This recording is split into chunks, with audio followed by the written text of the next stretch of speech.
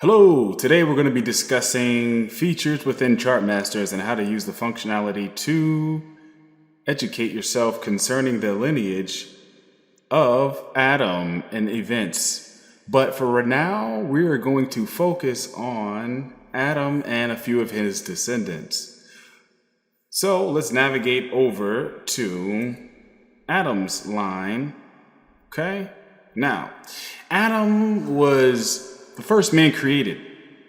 So let's take a look at a few verses before we dive into it. Adam was created in the beginning within the 7 days that the Lord created the heavens and the earth. But let's read Genesis chapter 1, verse 26. And then we're going to go to Genesis chapter 5, verse 3. And we're going to navigate and we're going to do some settings within this functionality to see what type of information we can obtain. So Genesis chapter 1, verse 26 states,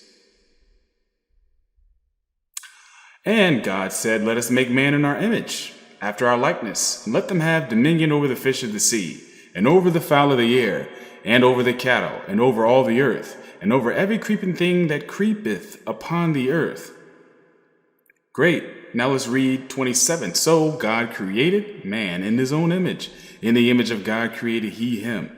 Male and female created he them." Okay, so we know God created man, okay? He also created woman from man. But when did that occur? And we're going to do a little bit of research. So we're going to go to Genesis chapter 5. We're going to jump to verse 3. It's going to tell us that, "And Adam lived 130 years and begot a son in his own likeness, after his image, and called his name Seth." When was that? Most people would not be able to tell you.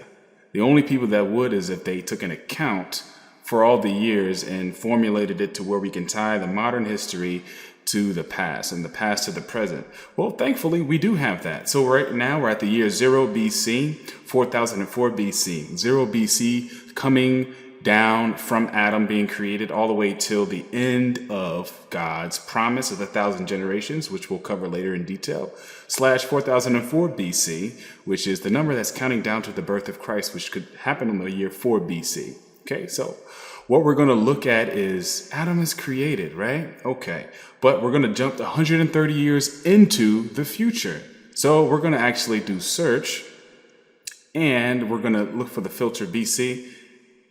As a matter of fact, I have a better idea. Let's actually use the voice search functionality. So we'll go ahead and hit this and we'll tell it the year we want to search, which is 130 BC. So we're going to just say, search 130 BC.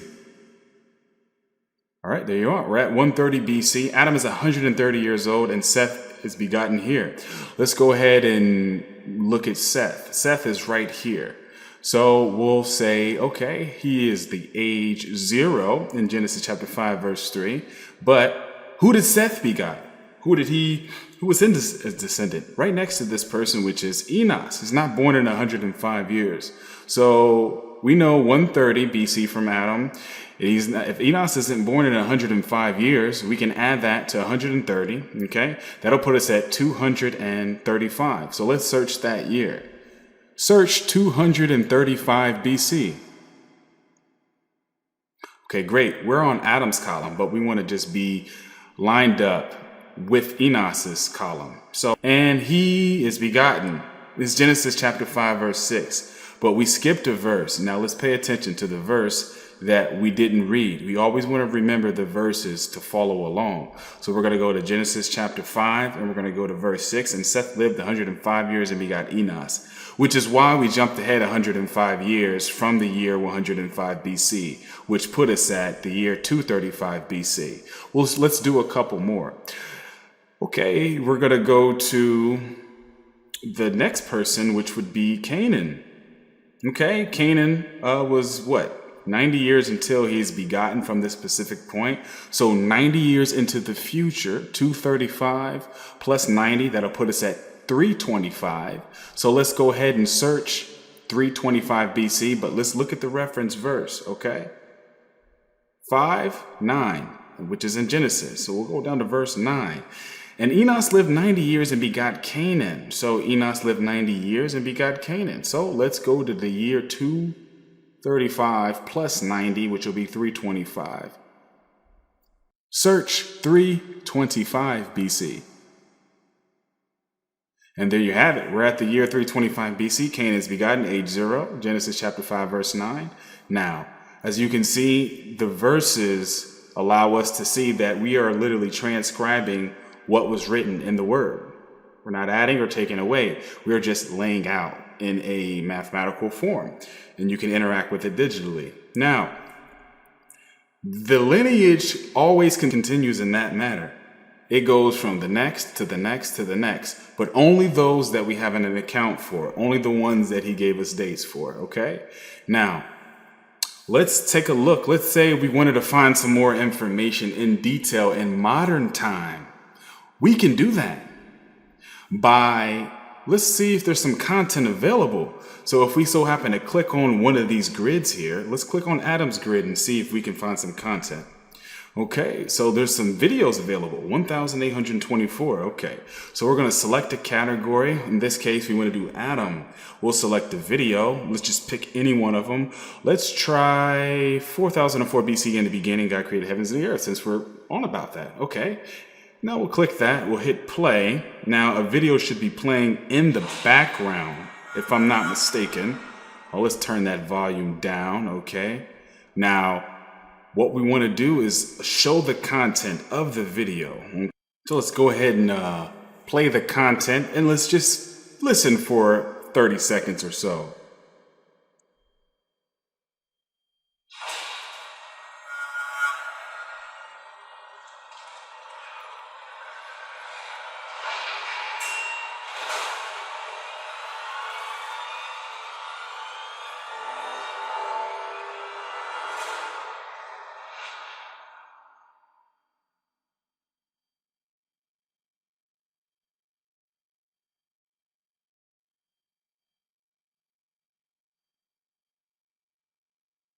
This story is told in an old book, thousands of years old.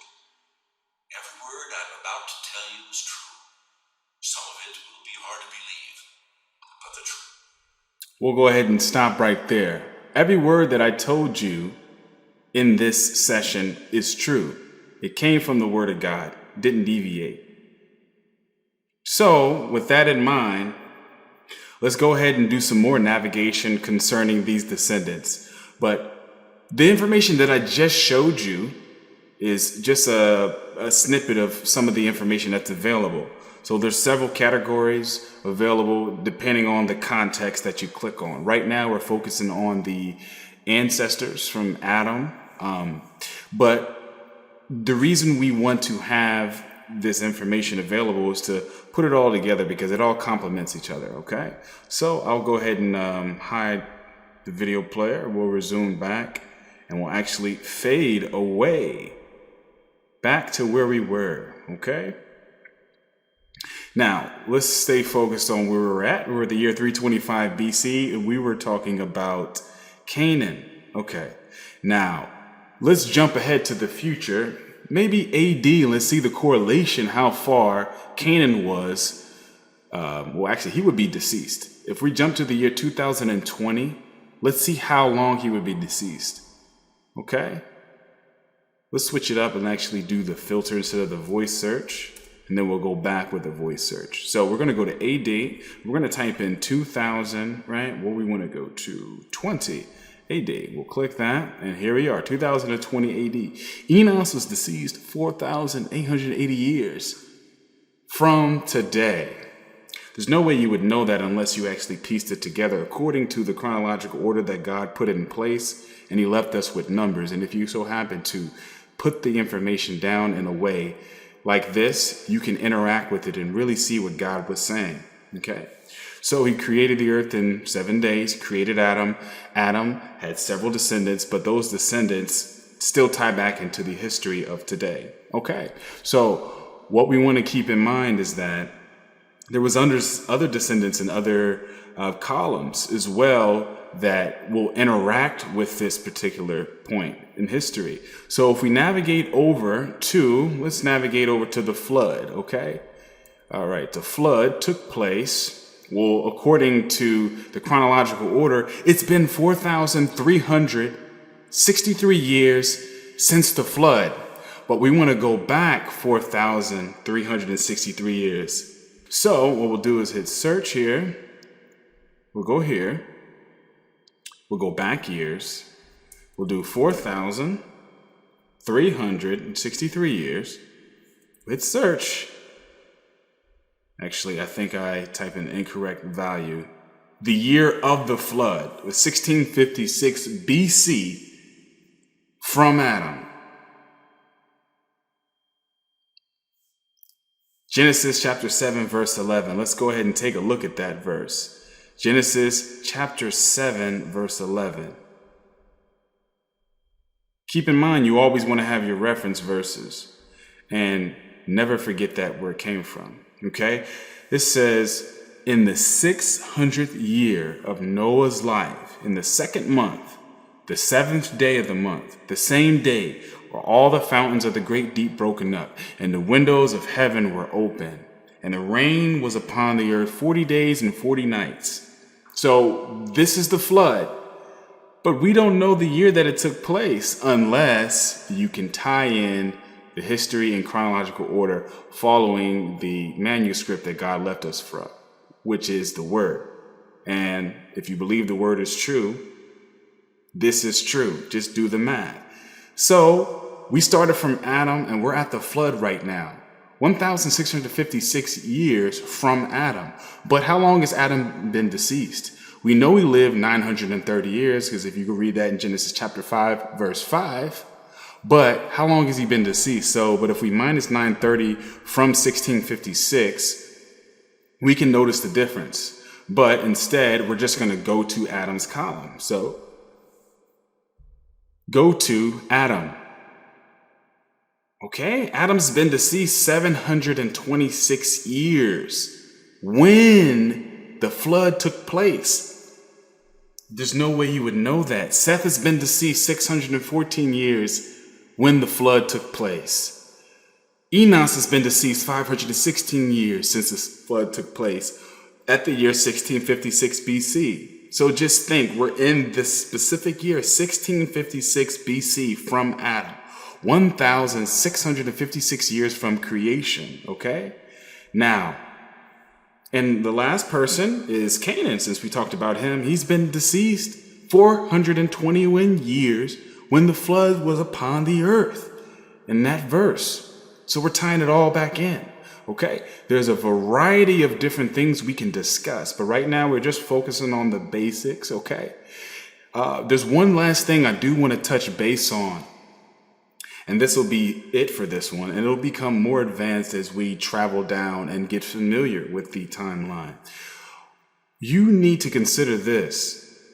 The Lord created the heavens and the earth. We know that according to Genesis. But he made some promises. He made some promises to who? He made some promises to us. Let's not forget the most important thing, which is the generations. Okay? Now, by generations, many may have never heard of it, but you can see right here, it says 24.06 generations. Okay. Let me remind you, one generation is equivalent to 30 years. That's the math that actually came about when you use the information God left us. So if one generation is equivalent to 30 years, okay, and you multiply 24 times 30, that'll give you 720. 720 plus 6 will give you 726. So when the flood was upon the earth, Adam was deceased 726 years and equivalent to 24.6 generations. So 24.6 generations from Adam's death, the flood occurred. 20.14 generations from Seth's death, the flood occurred. 17.06 generations from Enos's death, the flood occurred. And lastly, 14.01 generations from Canaan's death, the flood occurred. And we're still at the year 1656 BC. And that is a lot of information to take in. Now, I want to leave you with this one thing. Some people are auditory learners. Maybe they don't want to read. So we can also play some of the information, and it will become more advanced the more features and resources we pull in. So we'll go ahead and hit the speech button to activate that.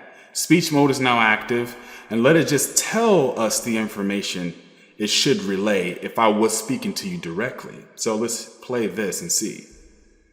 The year you clicked is 1656 BC, 2348 BC, and Adam has been deceased for 726 years.